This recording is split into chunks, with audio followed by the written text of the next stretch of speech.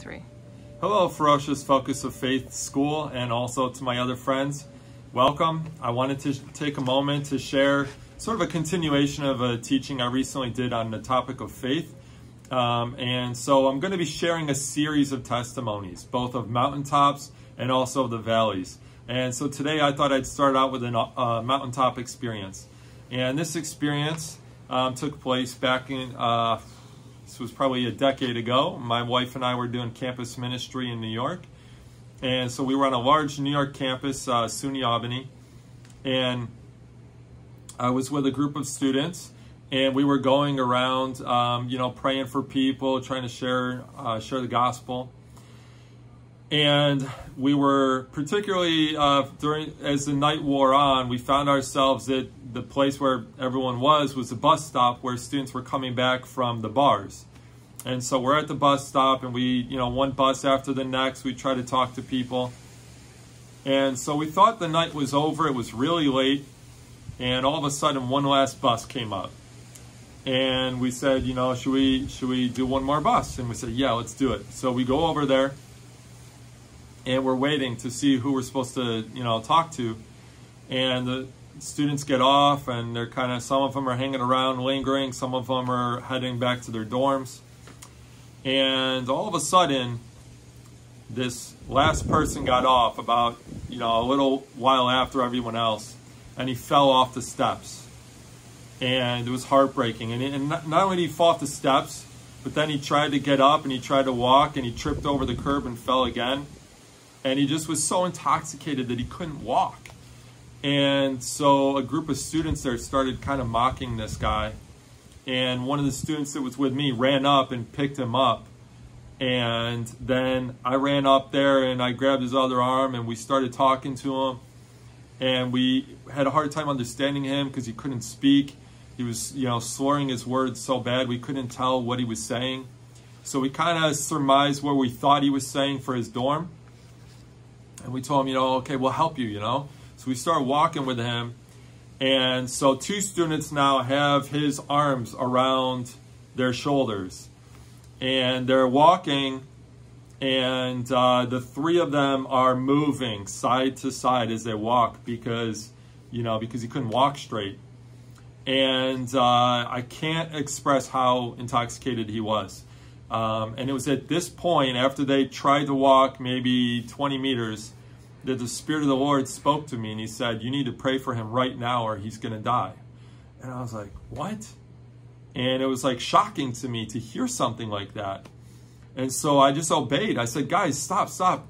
And they stopped, and I ran up there and I said, we need to pray. And so we laid hands on him, and we prayed that all the alcohol would come out of his body and that any poisoning would be gone. And so then after we prayed, we were like, okay, let's keep going. So the students started walking, and I was kind of behind them with, 2 or 3 other students. And all of a sudden I noticed they're not walking side to side anymore. They're just walking straight. And then I see one of the guy's arms come down and go in his pocket. And they walked about 10 more meters, and I see the other arm come down and go in his pocket. So now he went from not being able to walk at all to he's walking with both hands in his pockets, and he goes up 2 flights of steps, starts going across this campus, and he starts going down a double flight of steps, all with his hands in his pockets. And that's the point where I realized this is a miracle, like something crazy's happening. I need to videotape. So I started trying to figure out how to, put up my video camera. And I realized that I'm having a hard time keeping up with this guy. And so they're walking, and to this day I can't explain this, but they were walking, and I felt like I was like jogging or running or something, but I was like going as fast as I could to keep up. And I could not catch up with these guys, even though they were walking and I was like jogging. And so it's just totally unexplainable. But we get to the other side of this campus in, it couldn't have been more than like 3-4 minutes.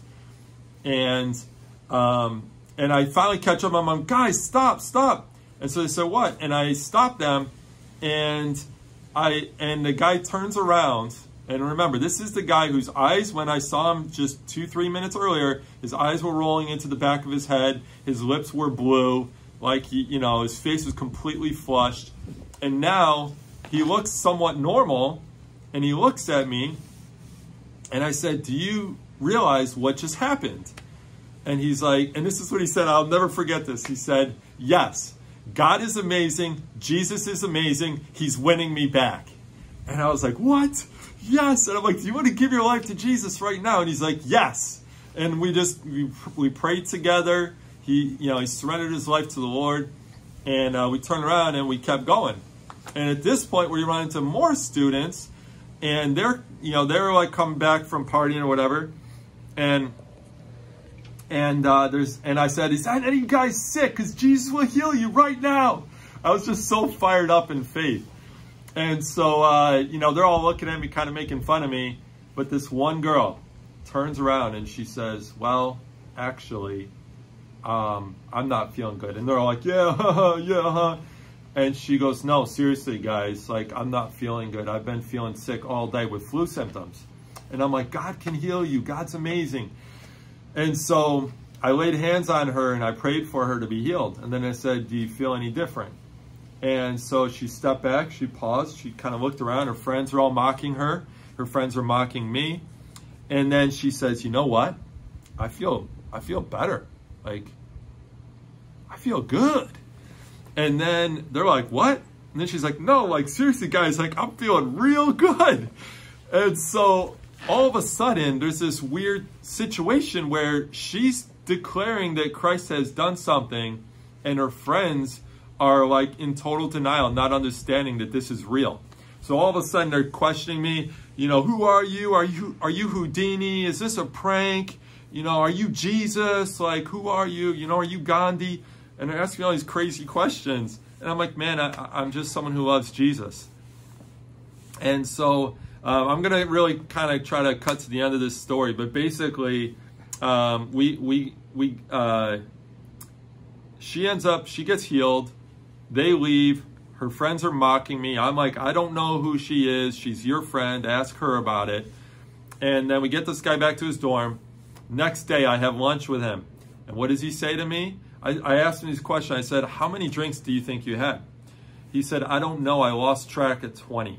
And that was at his dorm before he even left for the bars. He doesn't even remember going to the bars. The last thing he remembered was in his dorm taking shots. And the first thing he remembered was right after we prayed for him to be sobered. And the other thing that was crazy is that morning, right? So this is the morning after having 20-something like shots of alcohol and whatever he had after that.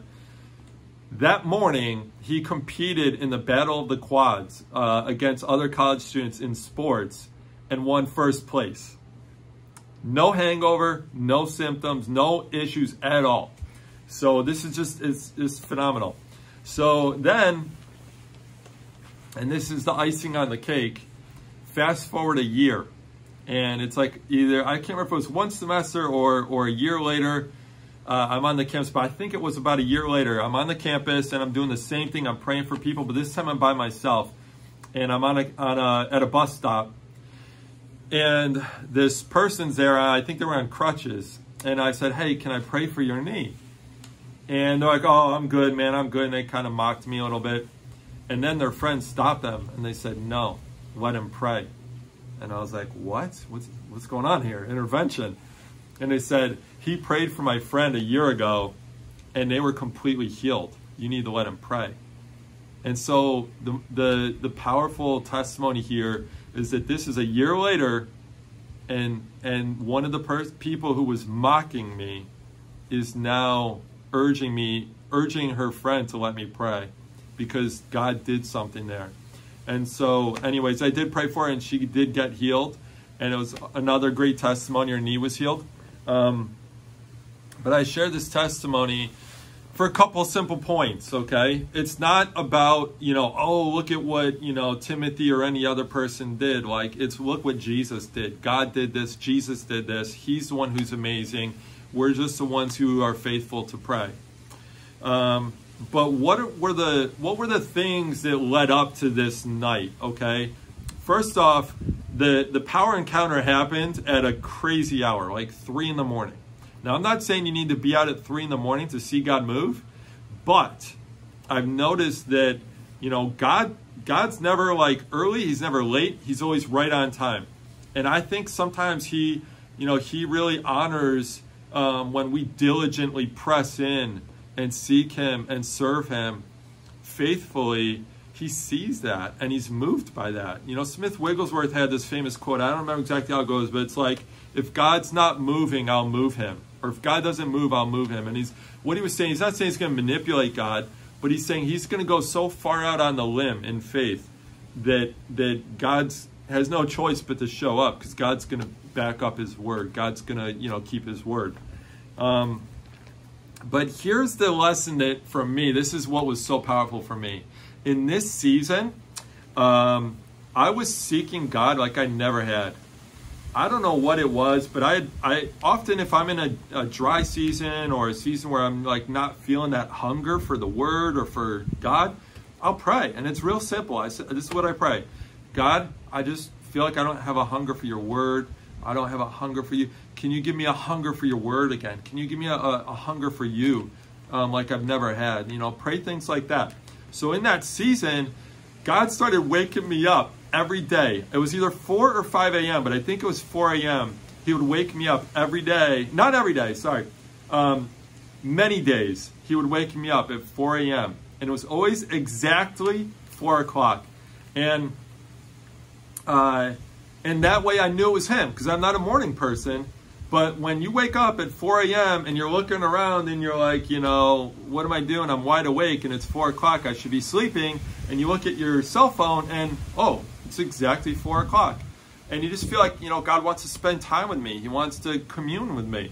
So I'd get up, I'd go make a coffee, I'd sit down at my kitchen table, I'd lay out my Bible, I'd have, maybe a couple study Bibles, I'd have a concordance, I'd have a notebook, and I'd just start diving into the Word, just swimming in the Word.